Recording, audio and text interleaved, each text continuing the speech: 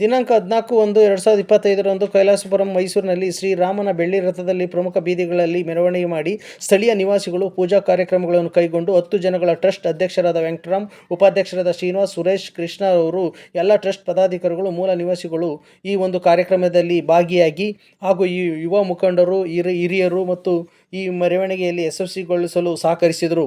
ಕೈಲಾಸಪುರಂ ಶ್ರೀರಾಮನ ಮಂದಿರವನ್ನು ಅಂದು ಮೈಸೂರು ಮಹಾರಾಜರು ಉದ್ಘಾಟಿಸಿ ಸ್ಥಾಪಿಸಿದ್ದು ಇಲ್ಲಿಯವರೆಗೂ 90 ವರ್ಷ ಆಗಿದೆ. 90 ವರ್ಷದಿಂದಲೂ ಈ ಒಂದು ಕಾರ್ಯಕ್ರಮವನ್ನು ಅದ್ಧೂರಿಯಾಗಿ ಚಾಮರಾಜನಗರ, ಮೈಸೂರು ಮತ್ತು ಹಾಗೂ ಮಂಡ್ಯ ಜಿಲ್ಲೆಯು ತಿರುಗಿ ನೋಡುವಂಥ ಈ ಒಂದು ಕೈಲಾಸಪುರಮಲ್ಲಿರುವ ಶ್ರೀರಾಮನ ಮಂದಿರದ ಒಂದು ಉತ್ಸವವನ್ನು ಯಶಸ್ವಿಗೊಳಿಸಲು ಅಂದಿನ ಕಾಲದಿಂದಲೂ ಇಲ್ಲಿಯವರೆಗೂ ಇಲ್ಲಿಯ ಟ್ರಸ್ಟ್ಗಳು ನಡೆಸಿಕೊಂಡು ಹೋಗ್ತಿದ್ದಾರೆ.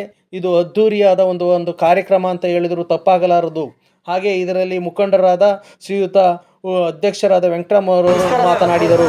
ವೆಂಕಟರಾಮು ಟ್ರಸ್ಟಿನ ಅಧ್ಯಕ್ಷರು, ನಮ್ಮ ಸಂಕ್ರಾಂತಿ ಹಬ್ಬದ ಎಲ್ಲರಿಗೂ ಶುಭಾಶಯಗಳು. ಮೂಲದ ಯುವಕರು ಮತ್ತು ಹಿರಿಯರು ಎಲ್ಲರೂ ಸೇರಿ ಈ ಒಂದು 90 ವರ್ಷದ ಸಂಕ್ರಾಂತಿ ಹಬ್ಬವನ್ನು ಆಚರಣೆ ಮಾಡ್ತಾಯಿದ್ದೀವಿ. ಇದಕ್ಕೆ ಎಲ್ಲರೂ ಸಹಕಾರ ಕೊಟ್ಟಿದ್ದಾರೆ.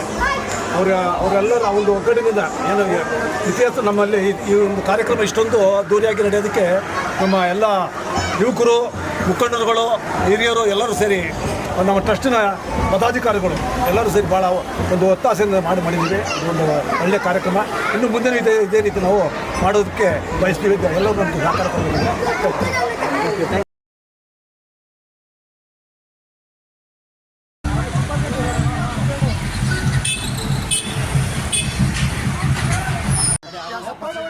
ಸಂಕ್ರಾಂತಿ ಉತ್ಸವನ ಭಾಳ ವಿಜೃಂಭಣೆಯಿಂದ ಆಚರಣೆ ಮಾಡ್ತಾರೆ.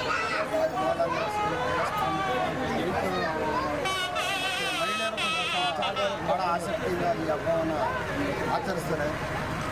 ಸುಮಾರು 90 ವರ್ಷಗಳ ಮಹಾರಾಜರ ಇತಿಹಾಸ ಗೊತ್ತಿರುವಂಥ ಈ ಕೈಲಾಸಪುರಂ ರಾಮ ಮಂದಿರ ಮಹಾರಾಜರ ಸ್ಥಾಪನೆ ಮಾಡಿದಾಗ ಆಚಾರ ವಿಚಾರ 1 ತಿಂಗಳ ಕಾಲ ಧನುರ್ಮಾಸದಲ್ಲಿ ಭಜನೆ ಕಾರ್ಯಕ್ರಮ ಮಾಡಿ ನಂತರ ಸಂಕ್ರಾಂತಿ ಹಬ್ಬದಲ್ಲಿ ಈ ಅದ್ದೂರಿ ಉತ್ಸವವನ್ನು ಮಾಡ್ಕೊಂಡು ನಾವು ಪಾಲಿಸ್ತೀವಿ. ಎಲ್ಲರಿಗೂ ನಾಡಿನ ಜನತೆಗೂ ಥ್ಯಾಂಕ್ ಯು.